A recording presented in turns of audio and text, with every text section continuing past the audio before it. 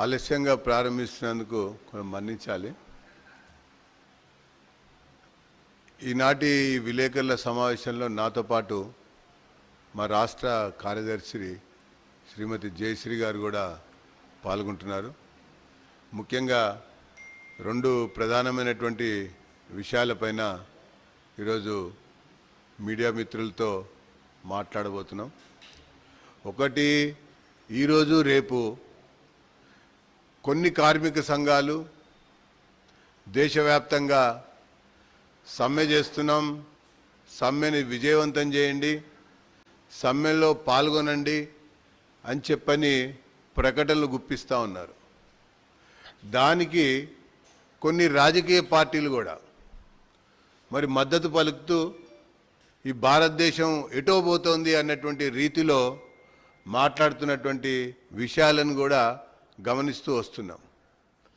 ఒక విషయం కనుక చూసినట్టయితే మరి ఈరోజు రేపు అని చెప్పని ఈ సార్వత్రిక కార్మిక సమ్మె గురించి ప్రస్తావిస్తే అసలు ఆ సమ్మె అనేది ఎక్కడ కూడా కానరాటల్లా. నేను ఈరోజు బ్యాంకులు చూశాను, పోస్ట్ ఆఫీసులు చూశాను, కొన్ని ప్రభుత్వ రంగ సంస్థలు కూడా ఈ విలేకరుల సమావేశానికి రావటానికంటే ముందు కొన్ని కేంద్ర ప్రభుత్వ రంగ సంస్థల కార్యాలయాలను కూడా నేను పరిశీలించడం, సందర్శించడం జరిగింది.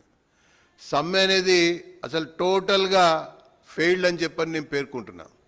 అసలు పార్టిసిపేషన్ ఆఫ్ ది వర్కర్స్ ఎక్కడ కూడా లేదు అని చెప్పని నేను తెలియజేస్తున్నా.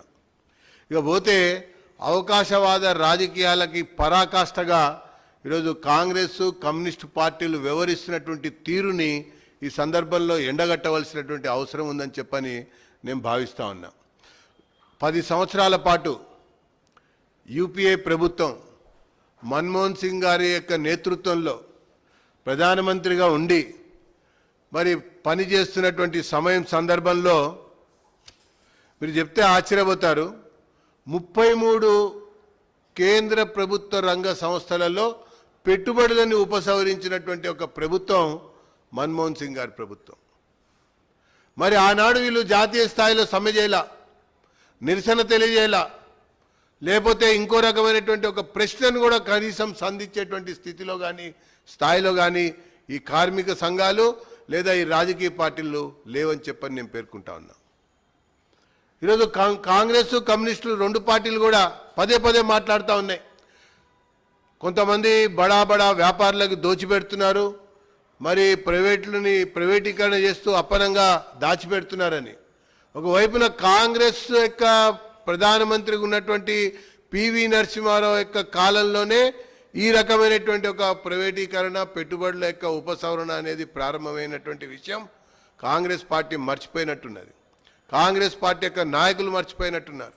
దానికి ఆనాడు కమ్యూనిస్టులు మద్దతు పలికారు, మళ్ళీ 10 సంవత్సరాల యొక్క మన్మోహన్ సింగ్ కాలంలో కూడా మద్దతు పలికారు. కాబట్టే ఆ సమయం, ఆ సందర్భంలో వీళ్ళెవ్వరు కూడా ఏ రోజు కూడా ఎలాంటి స్థాయిలో కూడా ప్రొటెస్ట్ చేసినటువంటి దాఖలాలు, సందర్భాలు లేవని చెప్పని నేను మరీ ప్రకటిస్తూ ఉన్నాం. నరేంద్ర మోడీ గారు ప్రధానమంత్రి అయినటువంటి తర్వాత, దానికంటే ముందు అటల్ బిహారీ వాజ్పేయి గారు ప్రధానమంత్రిగా ఉన్నప్పుడు ఈ మొత్తం పిఎస్యుల యొక్క పనితీరుని సమీక్షించారు.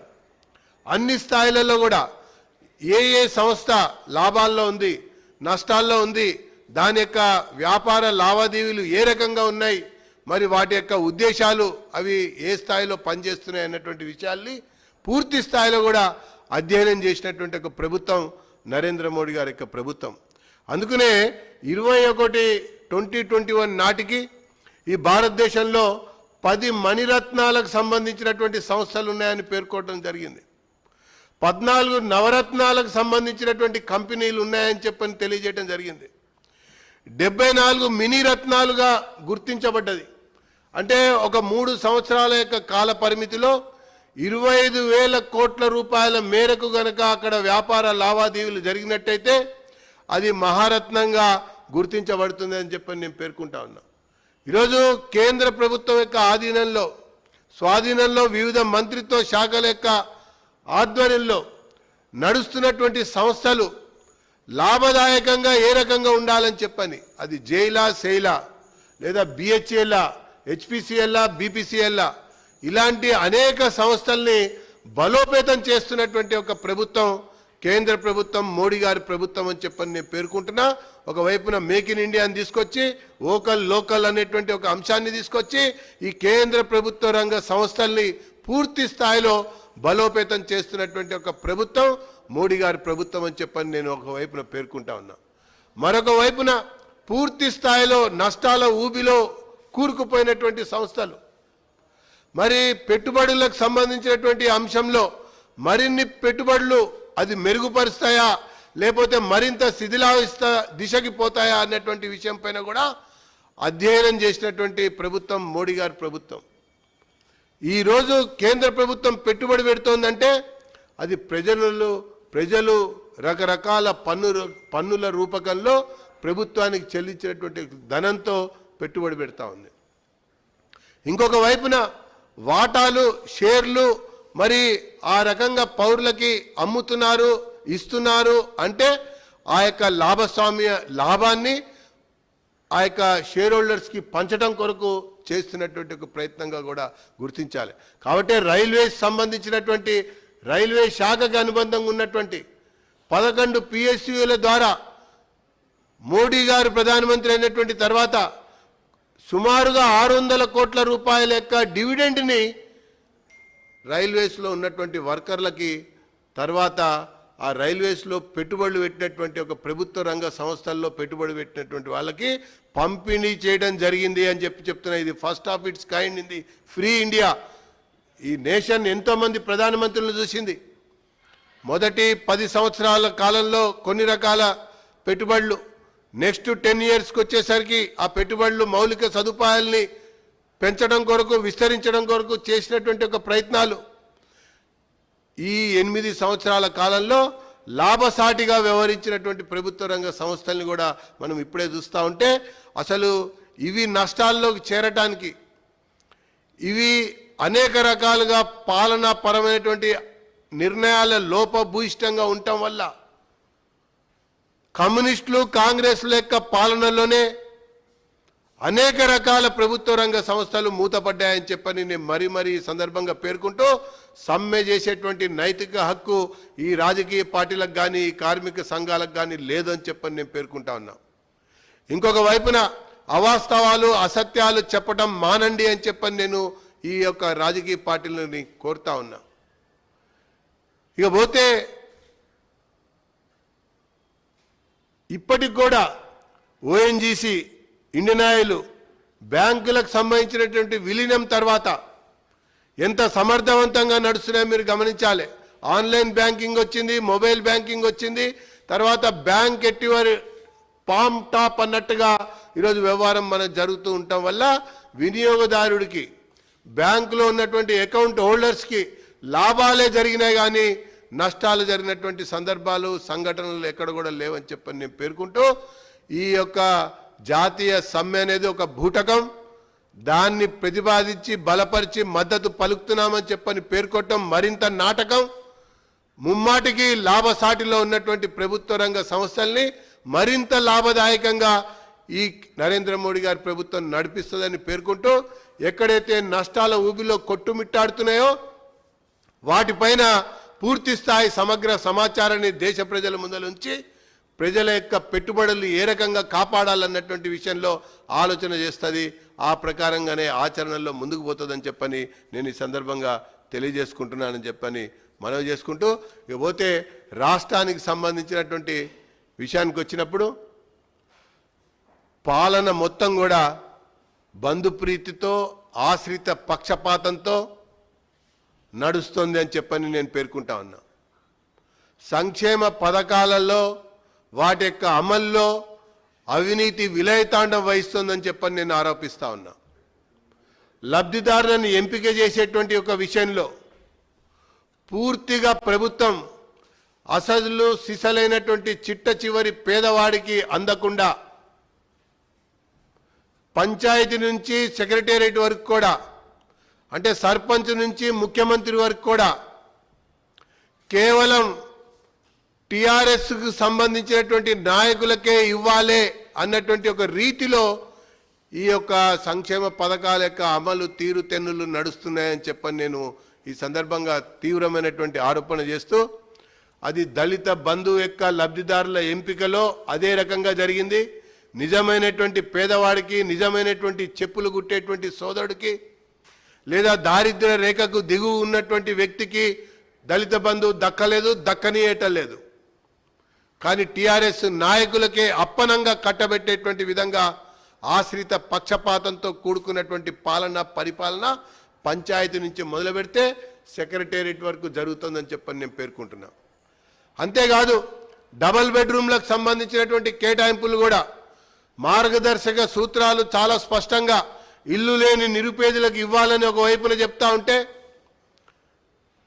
సమాజంలో ఉన్నటువంటి చిట్ట చివరి పేదవాడికే అది అందాలని చెప్పని పేర్కొంటుంటే, ఇంకా దారిద్ర్య రేఖకు దిగువ ఉన్నటువంటి దళితులకి, గిరిజనులకి, బలైన వర్గాలకి, అగ్రవర్ణాల్లోని పేదలకి, మైనారిటీలకే అందివ్వాలని చెప్పని ఒకవైపున మార్గదర్శక సూత్రాలు చెప్తుంటే, వీటికి భిన్నంగా ఇది కాదన్నటువంటి ఒక రీతి ధోరణిలో డబల్ బెడ్రూమ్ల యొక్క కేటాయింపులు కూడా జరుగుతున్నాయని చెప్పని నేను ఈ సందర్భంగా ఆరోపిస్తా ఉన్నా. ఇక పోతే మొన్న జిహెచ్ఎంసీ పరిధిలో మనం చూసాం, 10,000 యొక్క పంపిణీ కూడా ఇష్టానుసారంగా మోకాల్లోతు నీళ్లు, నడుములోతు నీళ్లు ఉన్నటువంటి ఇళ్లలో మాత్రం అది అందనటువంటి ఒక పరిస్థితి, దుస్థితి. మొదటి అంతస్తులో ఉండి గులాబీ జెండా ఉంటే, గులాబీ చొక్కా ఉంటే ఇచ్చినటువంటి ఒక వైనం జిహెచ్ఎంసీలో కూడా చూసినటువంటి ఒక అంశం అని చెప్పని నేను పేర్కొంటా ఉన్నా. కాబట్టి ఈ యొక్క సంక్షేమ పథకాల యొక్క అమలుకు సంబంధించినటువంటి విషయంలో, లబ్ధిదారులను ఎంపిక చేసేటువంటి ఒక విషయంలో ఒకవైపున ప్రభుత్వం నిధులు మేము వెచ్చిస్తున్నాం, ఈ రకంగా పంపిణీ చేస్తున్నామని పేర్కొంటున్నటువంటి ఒక సందర్భంలో ఈ ప్రభుత్వం జవాబుదారీతో సమాధానం చెప్పవలసినటువంటి అవసరం ఉన్నది. కాబట్టే ఈరోజు నేను చీఫ్ జస్టిస్ ఆఫ్ తెలంగాణ కోర్టుని నేను అడుగుతా ఉన్నా, మీరు ఈ లబ్ధిదారుల ఎంపికలో కేటాయిస్తున్నటువంటి వైనంలో ఆశ్రిత పక్షపాతం కనబడుతోంది, రాజకీయ పరమైనటువంటి కేటాయింపులే జరుగుతున్నాయని చెప్పని నేను పేర్కొంటూ, వారు దీన్ని జోక్యం చేసుకోవాలి, లబ్ధిదారులకు న్యాయం చేయాలి, అర్హులకు న్యాయం చేయాలి, పేదవాళ్ళకి న్యాయం చేయాలి, నిరుపేదలకి మరింతగా న్యాయం చేసే విధంగా ఈ మన హైకోర్టు తెలంగాణకు సంబంధించినటువంటి చీఫ్ జస్టిస్ దీని మీద దృష్టి సారించాలని చెప్పని నేను పేర్కొంటా ఉన్నా. ఇది చాలా ముఖ్యమైనటువంటి అంశంగా మేము పరిగణిస్తూ ఉన్నాం. ఇప్పటికే అనేక విషయాలు వెలుగులోకి వస్తూ ఉన్నాయి, పత్రికల్లో కూడా చూస్తున్నాం, ప్రచార సాధనాల్లో కూడా చూస్తున్నాం. ఇంకా దీన్ని ముమ్మరం చేసేటువంటి ఒక పరిస్థితి ఏర్పడుతుంది. కాబట్టి దీనిపైన ఖచ్చితంగా మరి హైకోర్టు చీఫ్ జస్టిస్ దృష్టి పెట్టాలని చెప్పని నేను ఈ సందర్భంగా విజ్ఞప్తి చేస్తున్నానని చెప్పని నేను పేర్కొంటా ఉన్నా.